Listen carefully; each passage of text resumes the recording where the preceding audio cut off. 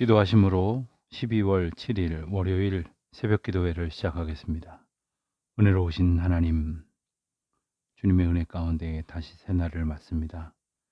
거룩한 주일을 주님 앞에 예배하고 또 주님의 말씀으로 저희의 영혼을 풍성하게 채워주시는 은혜를 누리고 또 예배하는 가운데에 저희의 죄가 하나님의 은총으로 사하여지고 저희의 막혀졌던 숨결이 주님의 호흡으로 다시 트여지고 오직 주님의 은혜로만 다시 살아갈 것을 소원하게 하셨은즉 이 모든 은혜를 진심으로 주님 앞에 감사와 찬송과 영광으로 올려드립니다.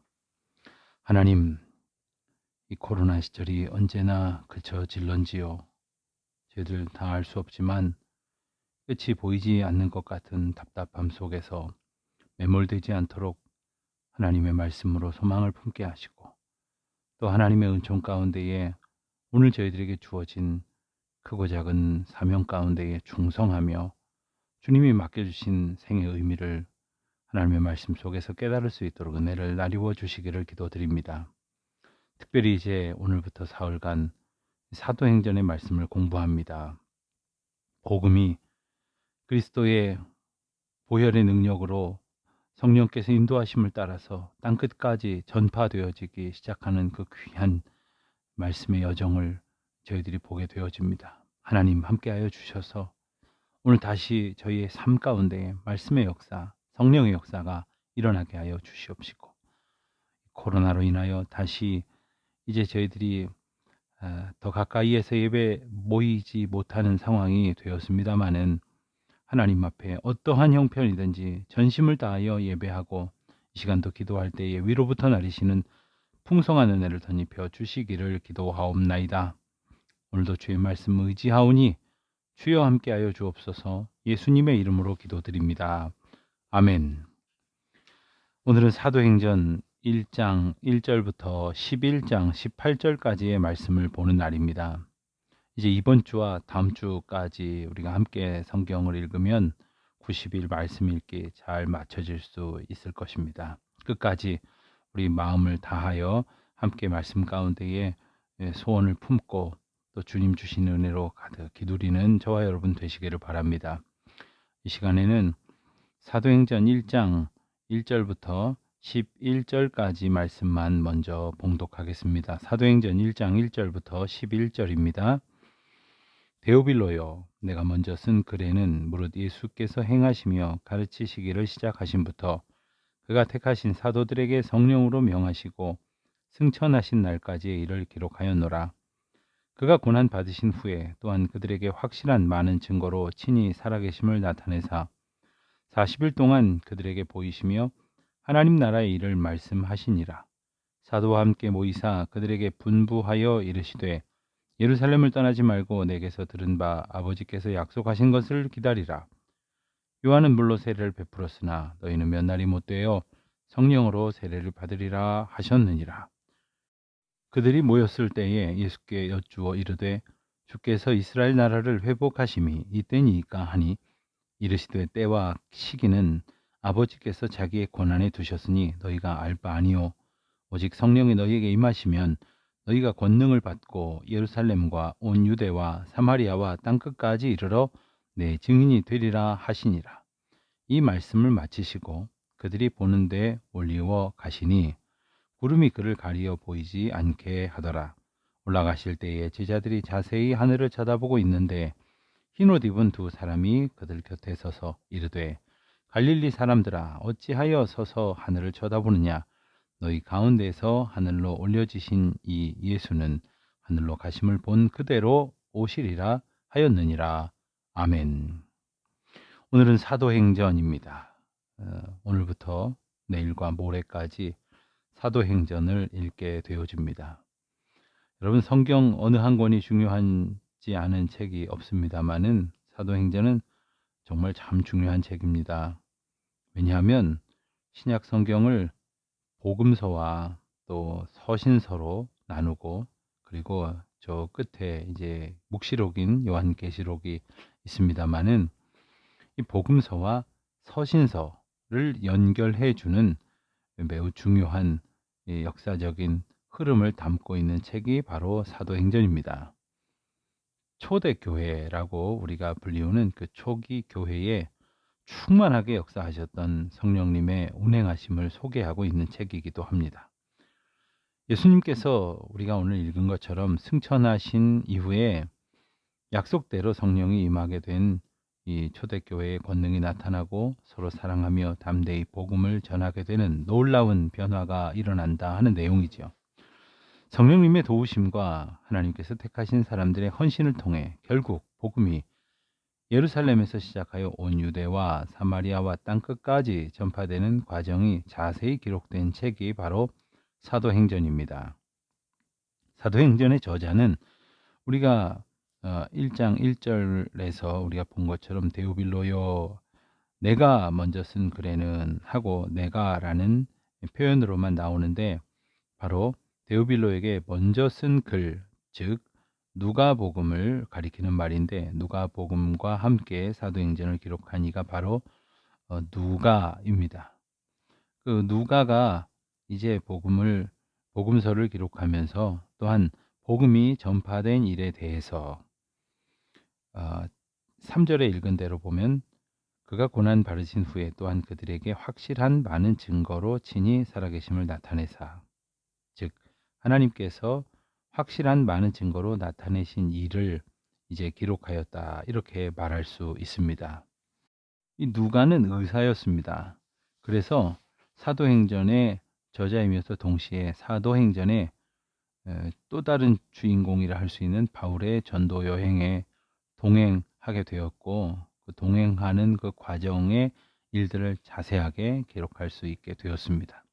그래서 사도행전을 읽다 보면 어느 시점에 가서는 이제 우리가 이런 표현으로 1인칭 이제 복수형으로서 그 저술하는 사람의 관점에서 이 기록이 전개되고 있음을 보게 됩니다. 바로 이 누가가 이 사도 바울과 함께 복음 전파에 직접 나섰고 그리고 그 과정 가운데에서 보고 듣고 깨달은 그 많은 성령의 역사하심을 자세히 기록하게 된 내용이지요.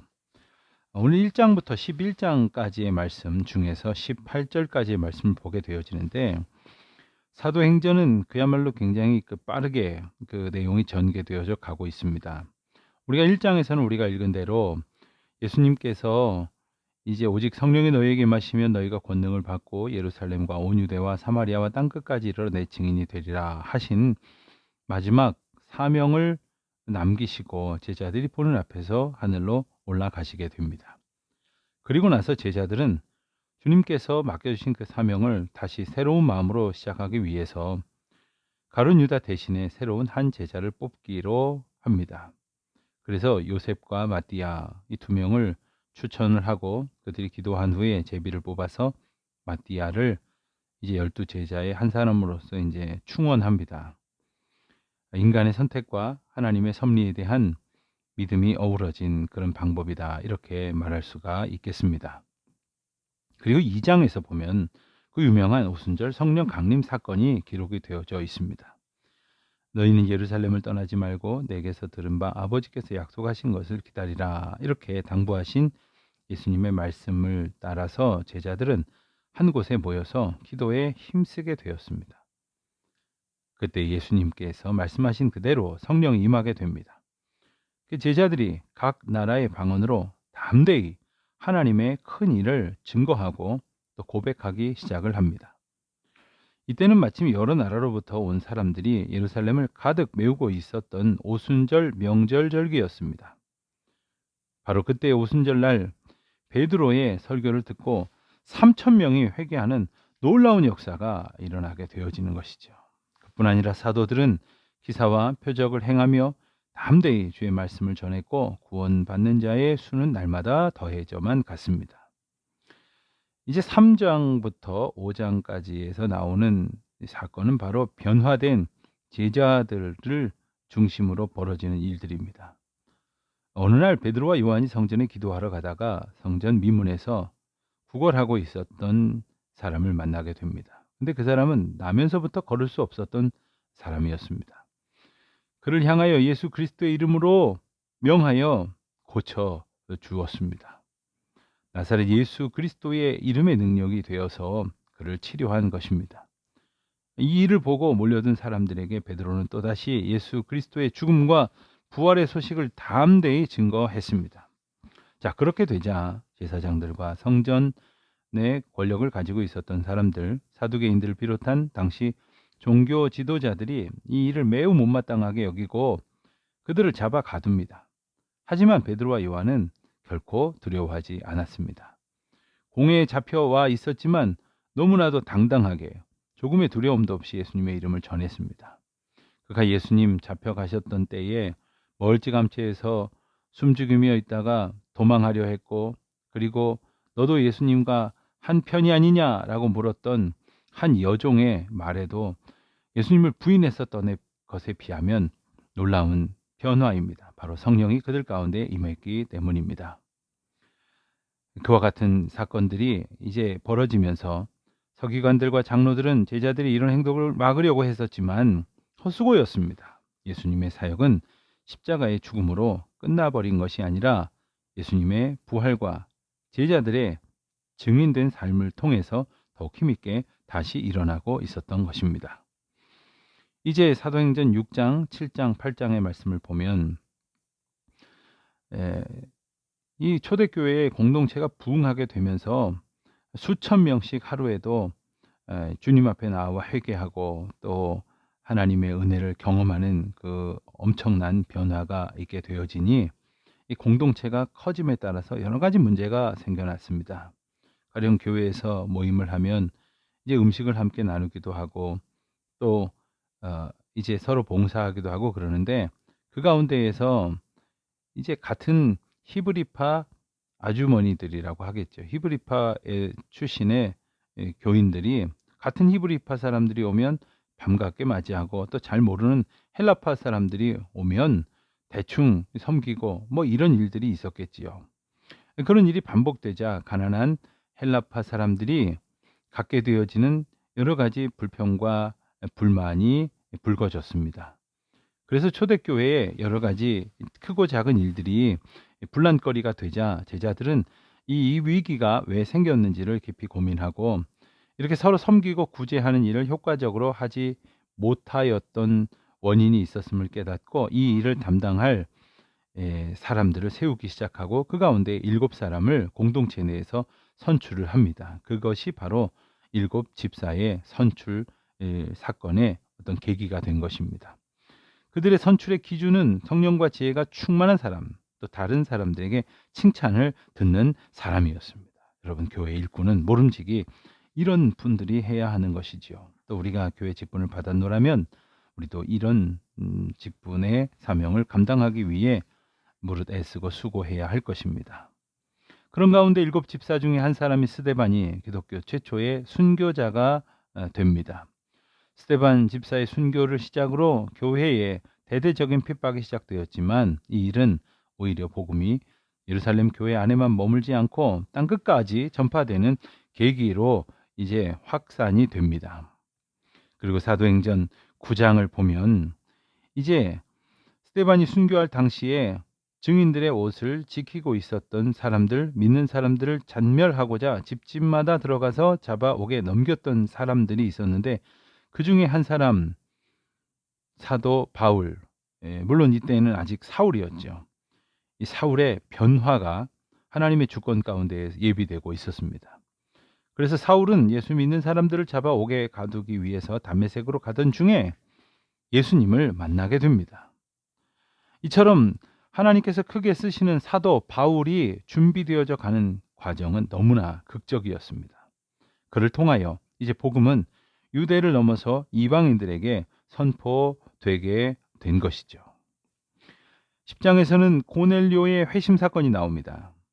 이런 바울의 이방인 사역이 잘 진행되기 위해서 먼저 준비되어져야 할 부분이 바로 고넬료의 사건을 통해서 이해할 수 있는 하나님의 역사하심입니다. 고넬료는 로마의 백부장이었습니다. 의인이었고 하나님을 경외하는 자로 구제에 힘쓰던 사람이었습니다. 그는 하나님을 더 알고 싶어 했고 더 하나님의 뜻대로 살고 싶어 했습니다. 그래서 그의 복음을 증거하는 것으로 궁금증을 더하게 된 베드로를 초대해서 베드로가 그의 집에 당도하자 그 앞에 엎드렸습니다. 배우려는 겸손한 자세가 이미 갖추어져 있었다는 것이지요. 이런 고넬료와는 달리 사실 베드로는 고넬료의 집에 가는 것을 매우 꺼림칙하게 생각했었습니다. 왜냐하면 그에게는 이방인과 유대인에 대한 깊은 뿌리 깊은 차별의식이 존재했기 때문이었습니다.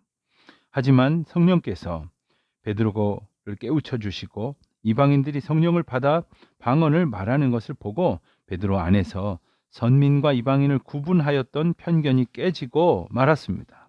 드디어 이방인과 유대인 할 것 없이 모든 만민에게 그리스도인이라 부름을 받을 수 있는, 그들이 그리스도인이라 고백할 수 있는 선교의 문이 활짝 열리게 된 것이죠. 11장은 베드로가 예루살렘 교회에 그 일을 보고하는 내용으로 시작이 됩니다. 그와 같은 일이 얼마나 커다란 성령의 역사 가운데 있었는지를 보고하고, 이제 내일 보는 말씀 11장 19절부터는 복음이 유대 공동체를 넘어서 안디옥 교회를 중심으로 이방인에게로 펼쳐져가는 귀한 사역을 우리가 보게 됩니다. 오늘 우리가 11장까지의 말씀을 통해서 초대교회의 거룩한 역사, 그리고 성령의 놀라운 불길과 같은 부흥, 우리도 그와 같은 성령의 은혜를 사모하며 또한 부흥을 소원하며 우리 마음 가운데 온전한 선신과 그리고 하나님께서 주신 말씀만을 의지하겠다는 결단으로 살아가는 복된 하루가 되시기를 우리 주님의 이름으로 축원드립니다. 기도하시겠습니다. 하늘에 계신 우리 아버지, 아버지의 이름을 거룩하게 하시며 아버지의 나라가 오게 하시며 아버지의 뜻이 하늘에서와 같이 땅에서도 이루어지게 하소서. 오늘 우리에게 일용할 양식을 주시고 우리가 우리에게 잘못한 사람을 용서하여 준 것 같이 우리 죄를 용서하여 주시고 우리를 시험에 빠지지 않게 하시고 악에서 구하소서. 나라와 권능과 영광이 영원히 아버지의 것입니다. 아멘.